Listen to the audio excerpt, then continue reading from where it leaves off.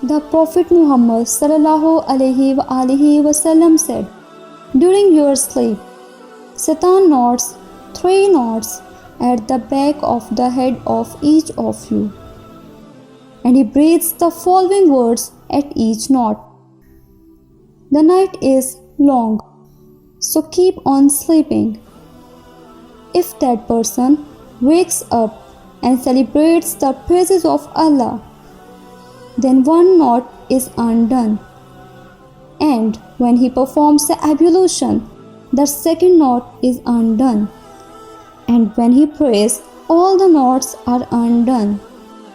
And he gets up in the morning lively and in good spirits. Otherwise, he gets up in low spirit and lethargic. लिख सकते हैं और subscribe भी कर सकते हैं।